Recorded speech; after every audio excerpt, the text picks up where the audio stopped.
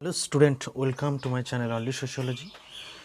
যারা প্রথমবারের জন্য এসছো তারা অবশ্যই চ্যানেলটিকে সাবস্ক্রাইব করে দাও। আর আজকে অলরেডি তোমরা দেখে নিয়েছো যে আমি আলোচনা করতে চলেছি, তোমরা দেখে নিয়েছো যে ওয়েস্টার্নাইজেশন, পশ্চিমীকরণ। তো পশ্চিমীকরণের ধারণাটাও আমরা একটু দেখে নিই, যেটা আমরা গত ক্লাসে দেখেছিলাম। শ্রীনিবাসের সংস্কৃতাইজেশন এবং ডোমিনেন্ট কাস্ট, এই প্রসেস দুটো কী বা এই বিষয় দুটো দিয়ে কী বলতে চেয়েছেন। তো সেখানে আমরা দেখেছিলাম যে শ্রীনিবাস সংস্কৃতাইজেশনটা কিন্তু সামাজিক পরিবর্তনের একটা প্রক্রিয়া হিসেবে দেখিয়েছেন, যে জাত ব্যবস্থার কীভাবে পরিবর্তন ঘটছে। এবং একই সঙ্গে এখানে আরেকটি রিলেটেড কনসেপ্ট আমি বুঝিয়ে দেওয়ার জন্যই আজকের এই ক্লাসটা, যে ওয়েস্টার্নাইজেশনও কিন্তু শ্রীনিবাসের দেওয়াই একটা ধারণা, যে ধারণার মধ্য দিয়ে তিনি প্রধানত কী বোঝানোর চেষ্টা করলেন। এখানেও কিন্তু তিনি সেম জিনিস বোঝানোর চেষ্টা করলেন, যেখানে আমরা বলছি যে সামাজিক পরিবর্তন।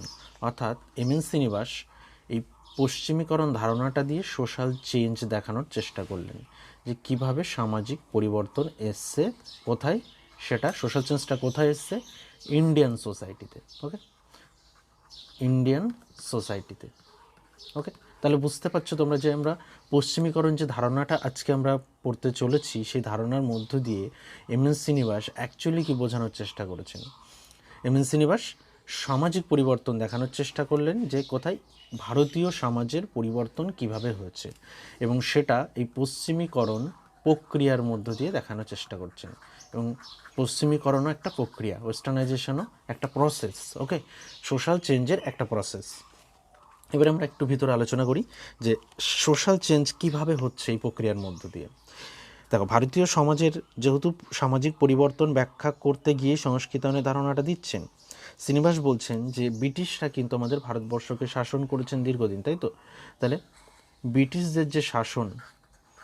ব্রিটিশদের শাসনের ফলে আমাদের ভারতীয় সমাজ ব্যবস্থায় বা ভারতীয় সমাজে সুদীর্ঘকাল ধরে ব্রিটিশদের যে শাসন, সেই শাসনাধীনে থাকার ফলে তাদের মতাদর্শ, তাদের মূল্যবোধ আমাদের ভারতীয় সমাজ ও সংস্কৃতির ক্ষেত্রে কিন্তু প্রভাব ফেলেছে, ভারতীয় সমাজে প্রভাব ফেলেছে। তাহলে ব্রিটিশদের কোন কোন বিষয়গুলো আমাদের ভারতীয় সমাজের উপর প্রভাব ফেলেছে? মূল্যবোধ, মতাদর্শ, ওকে,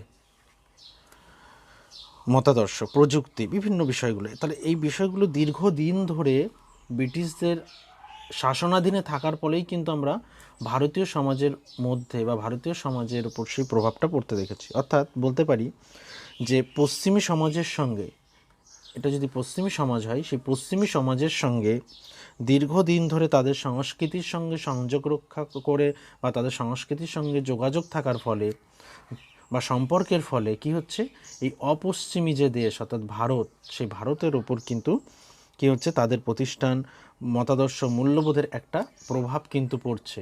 এবং সেই প্রভাবের ওপর বেস করে ভারতীয় সমাজের কি হচ্ছে, পরিবর্তন হচ্ছে। আমরা পরিবর্তন লক্ষ্য করতে পারছি। বোঝা গেল? তাহলে সিম্পল কথায় আমরা যদি বলি, পশ্চিমীকরণ মানে পশ্চিমী দেশের মতাদর্শ, মূল্যবোধ, ভাবাদর্শ, প্রতিষ্ঠান ইত্যাদি বিষয়গুলো যখন অপশ্চিমী দেশের ওপর প্রভাব ফেলছে এবং সেই অপশ্চিমী দেশ সেই পশ্চিমী দেশের মতাদর্শ অনুযায়ী নিজেদেরকে গড়ে তুলছে, তখন আমরা সেই প্রসেসটাকে বলছি ওয়েস্টার্নাইজেশন। এবার ওয়েস্টার্নাইজেশনের অ্যাকচুয়ালি শ্রীনিবাস কী বললেন সেটা আমরা একটু দেখব। দেখো, শ্রীনিবাস কী বলছেন। শ্রীনিবাস এখানে আলোচনা করছেন, যেটা 1966 বলেছে, ডিফাইন করছেন ওয়েস্টার্নাইজেশনকে কীভাবে, একটু দেখে নিই। Westernisation in terms of the change in Indian society due to the impact of British rule in India.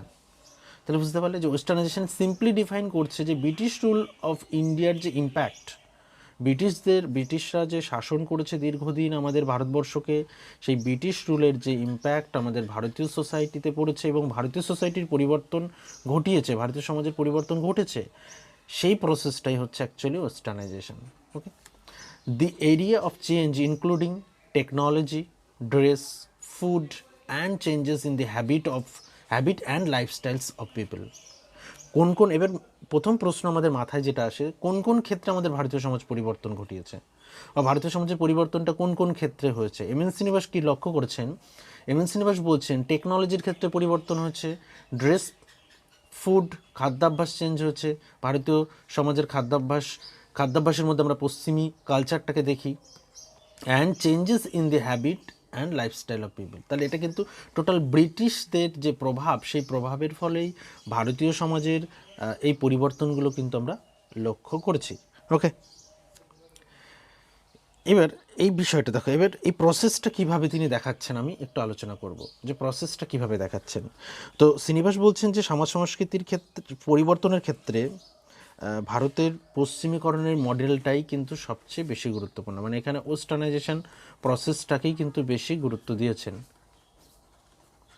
এবার পশ্চিমীকরণের যে প্রসেসটা সেটা কিভাবে এসছে দেখো, যে ভারতের সমাজ ব্যবস্থায় সভ্যতা সংস্কৃতির ক্ষেত্রে একটা পাশ্চাত্য ভাবধারার প্রভাবের ফলেই আমরা দেখছি যে প্রসেসটা সেটা পশ্চিমীকরণ। তাহলে ব্রিটিশদের দ্বারা প্রচলিত যে নতুন প্রযুক্তি, যোগাযোগ ব্যবস্থা, এই প্রত্যেকটা বিষয় কিন্তু ভারতীয় সমাজের উপর প্রভাব ফেললো। কী হলো? নতুন নতুন রাস্তা তৈরি হলো, আর কি তৈরি করলো? রেলপথ তৈরি করলো, ডাক ব্যবস্থা তৈরি হলো। এই প্রত্যেকটা বিষয় কিন্তু বিষয়ের সঙ্গে সঙ্গে কিন্তু ভারতের নতুন নতুন শহর গড়ে উঠলো, কানেক্টিং শহর। এবং ব্রিটিশরা কী করলো? টোটাল দেশব্যাপী অভিন্ন এবং সমতাভিত্তিক একটি আইন তৈরি করলো, অভিন্ন ও সমতাভিত্তিক আইন। তাহলে এই আইন ব্যবস্থা গড়ে তোলার ফলে কী হলো? ব্যবসা বাণিজ্যের উন্নতির দিকেও একটা যোগাযোগ বৃদ্ধি পেল। পাশ্চাত্য শিক্ষার বিস্তারের জন্য তারা বিভিন্ন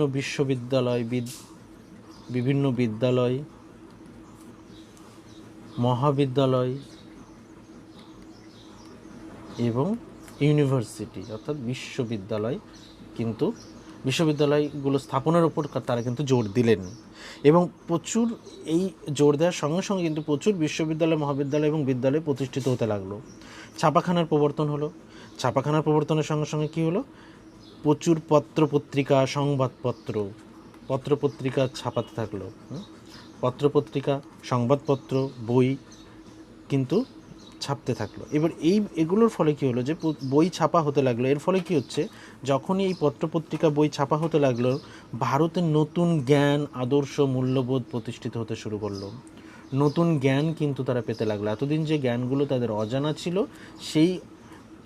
সেই জ্ঞানগুলো কিন্তু তারা পত্রপত্রিকা, বই, সংবাদপত্র ইত্যাদি থেকে জানতে পারলো। এবং একই সঙ্গে তাদের যে এই নতুন জ্ঞান, আদর্শ আস্তে আস্তে কি নতুন মূল্যবোধ তৈরি করলো। এই নতুন জ্ঞান নতুন আদর্শ নিয়ে আসলো এবং নতুন মূল্যবোধ তৈরি করলো। টোটাল বিষয়টা বুঝতে পারলে যে প্রসেসটা কি, যে পশ্চিমীকরণ প্রসেসটা এভাবেই কিন্তু এসছে। তাহলে পরিবর্তনটা এই যে নতুন আদর্শ তৈরি হলো, এবার এই নতুন আদর্শের মধ্যে কোন দুটি বিষয়কে আমরা হাইলাইট করব? নতুন মূল্যবোধের মধ্যে আমরা দুটি বিষয়কে হাইলাইট করবো। একটা হচ্ছে হিউম্যানিটেরিয়ানিজম, আর একটা হচ্ছে ইকুয়ালিটেরিয়ানিজম। হিউম্যানিটেরিয়ানিজমটাকে আমরা কি বলছি? মানবতাবাদ। মানবতাবাদ কি? What is humanitarianism? এটাকে আমরা বাংলাটা বলি মানবতাবাদ। ওকে, দেখো তাহলে মানবতাবাদ কোনটাকে বলবো? মানবতাবাদ হলো কি? মানে সিম্পলি জাতি, ধর্ম, বর্ণ, লিঙ্গ সব নির্বিশেষে আমরা সকল মানুষের কল্যাণ সাধন করাটাই হচ্ছে মানবতাবাদের মূল উদ্দেশ্য। ওকে, এবং মানবতাবাদীর মূল্যবোধের ফলে কী হয়? ভারতে বাল্যবিবাহ, বিধবা বিবাহ, অস্পৃশ্যতা, এই এর বিরুদ্ধে কিন্তু অনেক সমাজ সংস্কারমূলক আন্দোলনের সূত্রপাত ঘটল। এই মানবতাবাদের জন্যই কিন্তু এই আন্দোলনগুলো, বিশেষ করে আমরা বলবো সমাজ সংস্কারমূলক আন্দোলনগুলো কিন্তু এর প্রভাবেই কিন্তু গড়ে উঠেছিল। ওকে, তাহলে বুঝতে পারলে যে মানবতাবাদ কিন্তু এই আন্দোলনটা ঘটাতে সাহায্য করলো। এবং পশ্চিমীকরণের আরও একটি গুরুত্বপূর্ণ প্রভাব, যেটা হচ্ছে আমরা বলছি ইকুয়ালিটেরিয়ানিজম, যেটাকে আমরা বাংলায় বলতে পারি সমতা বা সমভাব। তাহলে সমতা মানে সিম্পলি সমতা মিনস হচ্ছে যে এটি হলো একটা গণতান্ত্রিক মূল্যবোধ, যেখানে কোনো বৈষম্য থাকবে না, অর্থাৎ সকল প্রকার বৈষম্য দূর করে এখানে কিন্তু সমতা স্থাপনের উপরেও কিন্তু জোর দিতে শুরু করে। এবং একই সঙ্গে আরেকটা বিষয় এখানে এসেছিল, যেটাকে আমরা বলছি ধর্মনিরপেক্ষতাবাদ।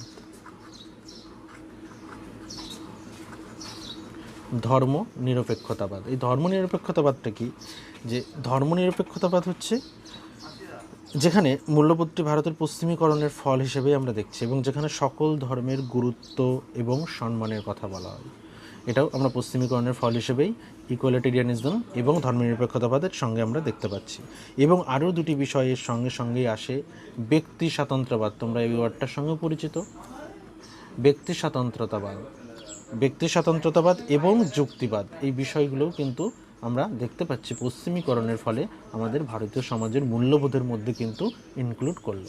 ওকে, আশা করছি তোমরা এই প্রসেসটা বুঝতে পেরেছো, যে সিম্পলি প্রসেসটা কী এবং কিভাবে আসলো এবং কি প্রভাব ফেললো ভারতীয় সমাজে, জাস্ট সেটাই এই ক্লাসের মধ্যে দিয়ে বোঝানোর চেষ্টা করলাম। আশা করি তোমরা বুঝতে পেরেছো। বুঝতে না পারলে বা কোনো কনফিউশন থাকলে অবশ্যই কমেন্ট করে জানিও। Thank you.